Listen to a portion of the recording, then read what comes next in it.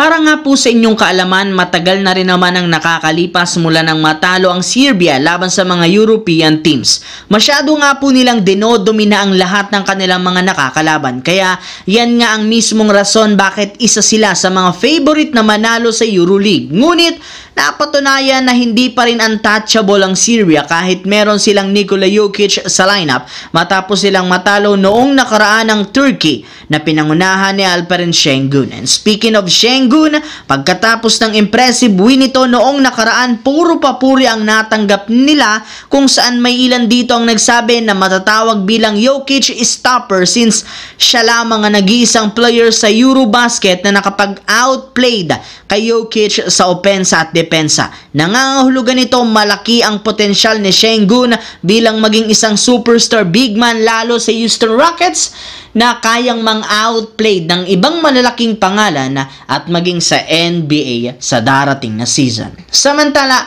alam naman nga ninyo, masyadong busy si Luka Doncic sa pagpasok ng Slovenia sa knockout rounds kung saan una nga nilang makakalaban ang Italy. Kasabay niyan, busy rin naman ang kanyang kupunan na Lakers lalo si Coach Redick sa paggawa ng ilang mga estratehiya at game plan para mas lalong ma-utilize ng husto ang talento ni Luka. At isa sa mga kinukonsidera ang paggamit muli ng triple tower katulad ng ginawa nila taong 2020. Pansin nila na mas nakakagalaw ng mas maayos si Doncic sa tuwing meron itong kasamang malalaking malalaro. Sa ngayon, meron silang dalawang legit big man na sina DeAndre Ayton at Jackson Hayes. Maaari rin naman nilang gamitin si Maxi Kleber bilang ikatlong sentro. Ngunit sadyang hindi pa rin naman inalis ang posibilidad na kumuha ng isa pang bagong center na tutulong kay Luka. Gumana na rin naman ang ganitong klaseng estratehiya year 2020 at siguradong mauulit nila ito ngayong taon. Samantala, nasolusyonan ng Golden State Warriors at Brooklyn Nets ang kanilang problema sa mga batang player na sina Jonathan Kuminga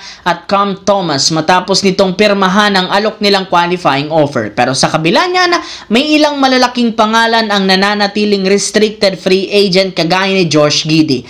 Ayon sa balita, sa pagsisimula pa lang ng off-season, nag-offer na ng 4 years, $80 million which is tinanggihan agad ng kampo ni Giddey. Kaya nagkaroon muli ng panibagong negosasyon at tinaas sa 4-year, $88 million. Ang kaso, nananatiling matigas si Josh Giddey hanggang sa ngayon since gusto nga nitong makakuha sa team ng $30 million per year. Kaya asahan na nga ninyo na kakailanganin na naman na magkaroon ng another negotiation. Gayong kailangan nila itong madaliin since malapit nang magsimula ang training camp at sa pagsisimula ng bagong season. At kapag wala silang napagkasundoan, maaari nga pong hindi ito agad makapaglaro sa kanilang lineup.